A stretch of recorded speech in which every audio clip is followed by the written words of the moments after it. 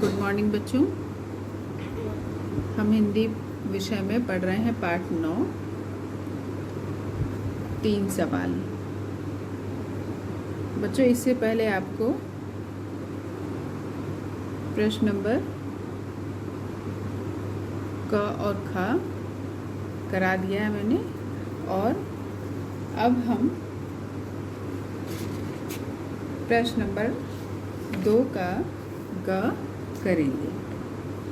बच्चों ये जो सवाल है इसको मैंने आपको गृह कार्य में दिया था करने को, लेकिन बहुत से बच्चे जो हैं, जिन बच्चों ने दिखाए उन बच्चों ने इसको नहीं कर पाया है। कुछ ही बच्चों ने किया है और जिनमें से किसी ने कुछ शब्द जो हैं वो गलत बनाए हैं। ठीक है, तो इसीलिए आज मैंने फिर से इस सवाल को खुद ही लिया है आपको उसको बताने के लिए। ठीक है, तो इस प्रकार से बच्चों प्रश्न नंबर ग जो आपको मैंने गृह कार्य में दिया था उसको मैं यहाँ पर आपको करके इसको बता रही हूँ कि किस तरीके से हम उपसर्ग में शब्दों को जोड़ करके हम किस तरीके से नए शब्द बना सकते हैं। चलो तो शुरू करते हैं। आज की तारीख डालोगे 2/7/20, पाठ 9, 3 सवाल। प्रश्न नंबर 2 का स्तंभ क में उपसर्ग तथा स्तंभ ख में शब्द दिए गए हैं, जोड़कर नए शब्द बनाओ। तो जिन बच्चों ने बना लिए हैं वे बच्चे वीडियो से देख करके अपने शब्दों का मिलान कर लेंगे, और उन्होंने गलत किए हुए हैं, कई बच्चों ने गलत लिखे हुए हैं, जैसे निर्बल है, इस तरह के शब्द गलत लिखे हैं तो वो उनको सही कर लेंगे, और जिन बच्चों ने नहीं किए हैं वो कर लें, और जिन बच्चों ने किए हैं वो शब्द जो उन्होंने नहीं किए हैं उनको यहाँ से देख करके अपनी कॉपी में कर लेंगे। स्तंभ क में उपसर्ग अप, अव, आ, निर, प्र, सु। ख में शब्द दिए गए हैं, इन्हीं शब्दों से मिला करके हमको क्या करना है, नए शब्द बनाने थे। ठीक है, तो चलिए हम बनाते हैं।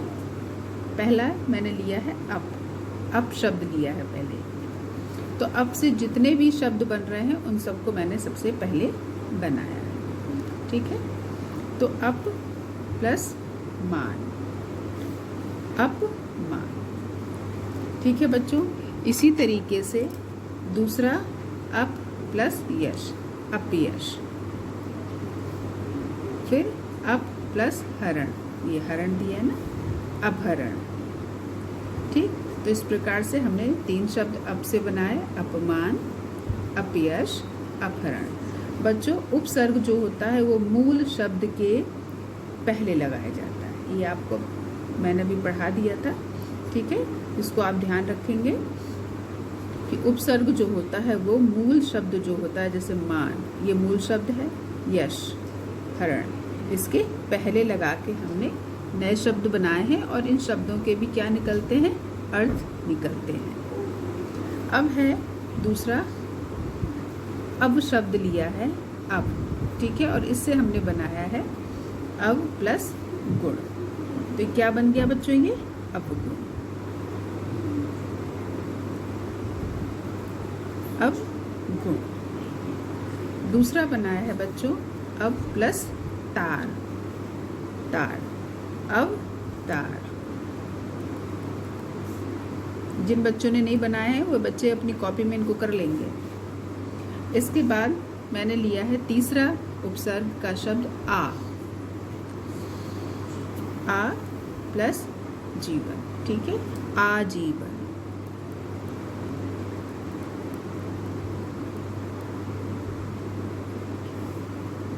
आ प्लस गमन, देखो गमन लिखा है ना, गमन, आगमन।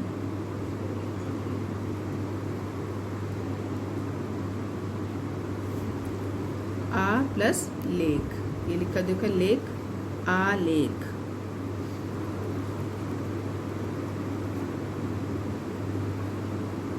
फिर आ प्लस गम, आगम। उसी तरीके से बच्चों एक और है आ प्लस हरण, आहरण।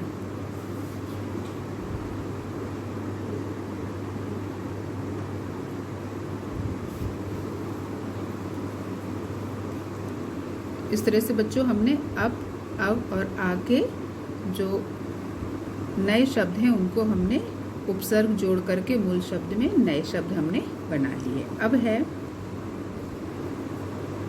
निर। कौन सा उपसर्ग है बच्चों? निर।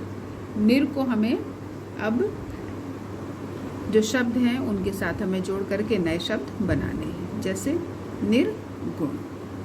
ठीक है, गुण तो अब कैसे बनाएंगे? ठीक है, निर्गुण, निर्गुण। मैंने आपको बताया था कि र जो हट जाएगा और ये कहाँ आ जाएगा? ऊपर आ जाएगा। निर्गुण। निर्बल, यही शब्द बच्चों ने गलत लिखा है। ठीक, तो अभी आप इसको देख करके वीडियो से सही कर लेंगे। निर्गमन,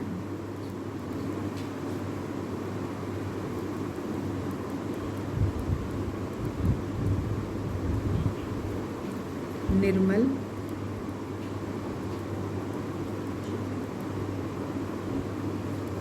निर्दोष,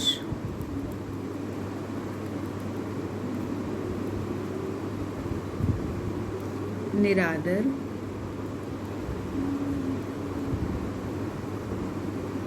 ठीक। देखो, अब एक बच्चे ने बनाया था, निर भी लिखा था, उसमें आ की मात्रा लगा के निरा, और फिर आदर भी लिख दिया था। जब बच्चों इसको हम यहाँ पर जोड़ करके यहाँ पर शब्द बनाएंगे तो ये आ हट जाएगा और इसकी मात्रा रा में लग जाएगी, निरादर। तो इस तरीके से हमने निर से क्या क्या बना लिए? निर्गुण, निर्बल, निर्गमन, निर्मल, निर्दोष, निरादर। अब हम बनाएंगे प्र से। प्र उपसर्ग लगा करके हम नए शब्द बनाएंगे। प्र प्लस बल, प्रबल।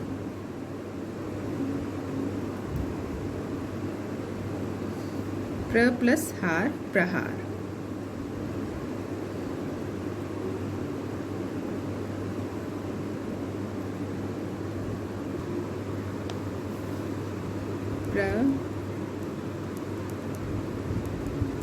प्लस लेख, प्रलेख।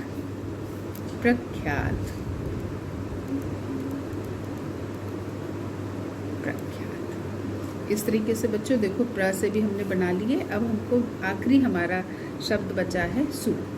ठीक है, तो इससे भी हम बना लेंगे सुलेख, सुगम,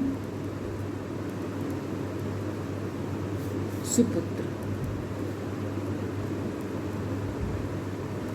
देखो बच्चों, इस तरीके से हमने कितने ढेर सारे शब्द बना लिए हैं। तो बच्चों, इनको आप क्या करेंगे? अपनी कॉपी में जिन्होंने नहीं किए हैं वो लिख लेंगे, जिन्होंने किए हैं वो वीडियो से देख करके अपने शब्दों को मिलान कर लीजिएगा, और जो शब्द आप नहीं लिख पाए उनको अपनी कॉपी में लिख लीजिएगा। जो गलत लिखे हैं उसको सही करके लिखिएगा।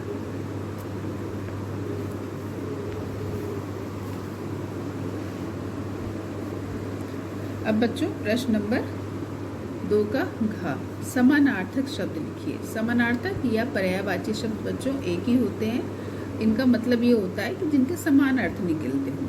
ठीक है, अब जैसे चंद्रमा है, तो चंद्रमा को यदि हम चांद कहें, चंदा कहें, तो सब एक ही हैं, एक ही अर्थ निकल रहा है ना। तो उनको कहते हैं समानार्थक शब्द या पर्यायवाची। ठीक, तो हमको इनके क्या लिखने? समानार्थक शब्द इनके हमको लिखने हैं। ठीक है, तो चलिए यहाँ पर मैं लिख रही हूँ और इनको आपको अपनी कॉपी में लिख लेना है।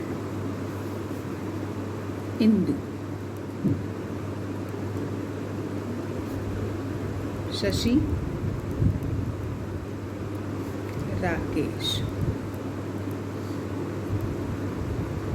ये चंद्रमा के समानार्थी हैं। हम केवल 3-3 लिख रहे हैं बच्चों। अब है अग्नि। अग्नि का क्या क्या हो सकता है? पावक,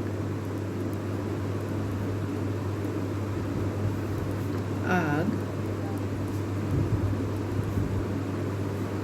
एक्सक्यूज मी, अनल, ये। ठीक, चंद्रमा का इंदु, शशि, राकेश, अग्नि, पावक, आग, अनल। अब है बच्चों अश्व। अश्व के क्या क्या होंगे? घोड़ा,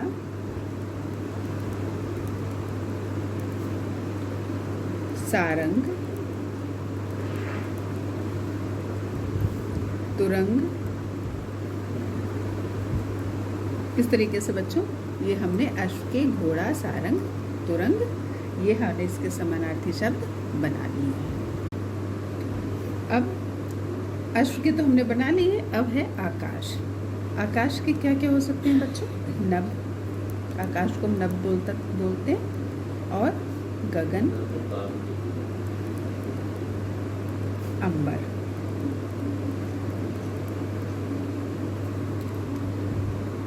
आम, आम के रसाल,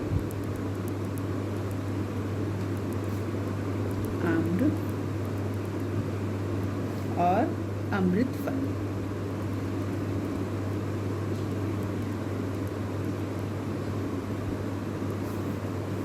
मनुष्य, मनुष्य के बच्चों क्या क्या हो सकते हैं? नर, आदमी, इंसान।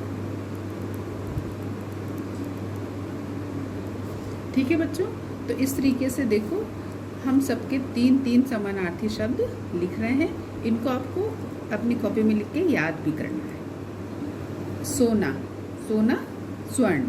सोना वो वाला नहीं है कि जागना सोना वाला सोना नहीं है, ये स्वर्ण धातु वाला।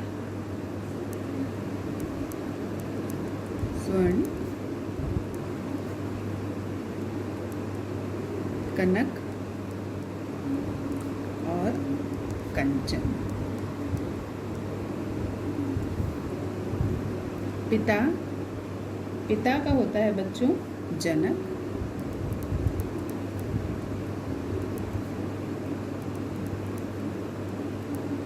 पितृ और तात। बादल, जलधर, मेघ,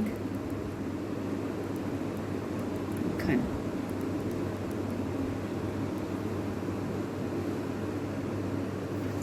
पानी, पानी का बच्चों नीर, जल, वायु। कमल, जलज, पंकज और क्या हो सकता है? नीरज।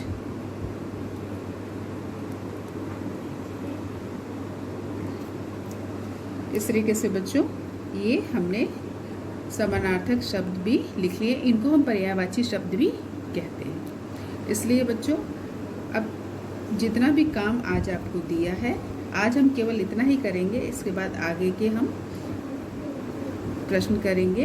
और आज आपको जो है केवल प्रश्न नंबर ग और घ ही मैं करा रही हूँ। तो आप इनको अपनी कॉपी में लिखिए और साफ साफ लिखिए। और आपको समानार्थक शब्द याद करने हैं, या आप इसको समझ सकते हैं कि हमको पर्यायवाची शब्द याद करने हैं। ठीक है, तो सभी बच्चे अपनी कॉपी में लिख के प्रश्न नंबर ग और घ लिखेंगे और समानार्थक शब्द याद करेंगे।